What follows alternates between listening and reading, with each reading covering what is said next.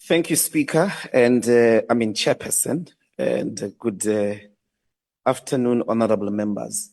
Morning. We perhaps, as a point of departure, must guarantee the people of South Africa that we know of the racist idioms that have sometimes informed white supremacists to think that there is a relationship between polish and skin pigmentation in the history of South Africa. We're not going to accept those racist practices in these chambers where blood was spilled to confront centuries of racial exclusion and abuse against Black people. This budget, Chairperson, takes place within a broader context of no confidence in the police. The people of Jukulane, the people of Nanda, the people of Delft live under constant fear of well-known criminal gangs, well-known individuals that are doing despicable acts of violence. And at the center of the crime-ridden society in South Africa are two important things that the APP does not address, with its appropriation of about 113 billion for SEPs alone. One is the fact that your strategy is not actually committed to prevention of crime. You want to fight crime after it has happened. There is no well-articulated idea of how we are going to stop the murder rate, which is amongst the highest in the world. In the last financial year alone, about 27,500 people were killed, murdered. If you want to understand the dramatic effects of that, in Gaza, there is an ongoing genocide with military bombardment of buildings and people.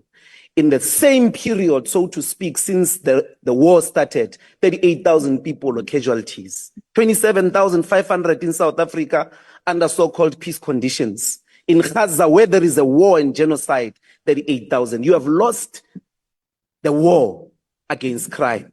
Of the top 30 police stations, if you look at them over the last 20 years, they repeat themselves. You know where murder is taking place. So it means you need a preventative strategy.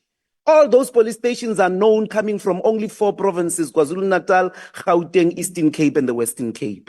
There is no strategy here to address that. Same as rape and gender-based violence. Over 42,000 rapes in the last financial year alone. The police stations are the same. The top police stations are well-known police stations, Sishiyo, Ndlozi, Delft. You know where these activities are taking place. They are related to shebins. They are related to places that are not safe in the streets, in the parks. Your deployment of the budget, your deployment of personnel should be preventative of these crimes.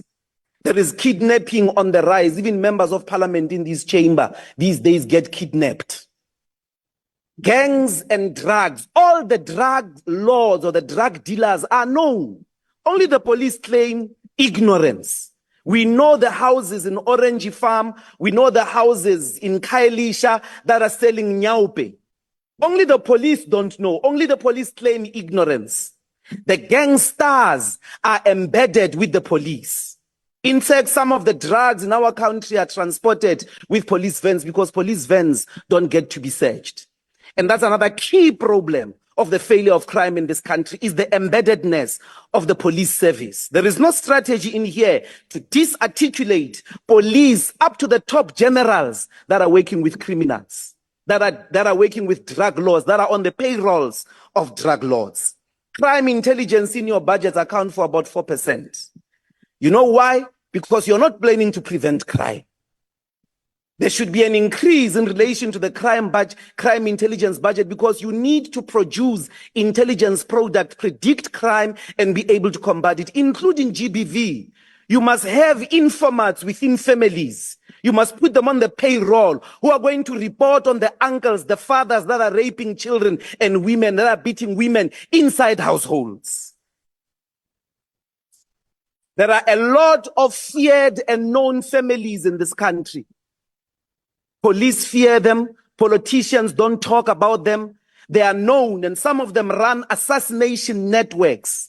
A criminal can leave a maximum security prison in South Africa, go kill somebody, be paid, and go back to prison. There is no strategy in this APP to speak to that. The embeddedness of the correctional service, the SAPS, crime intelligence in the criminal activities in this country. The reason why we've got the dramatic levels of crime is because the police themselves are part of the criminals. In Johannesburg, we are in control of GMPD.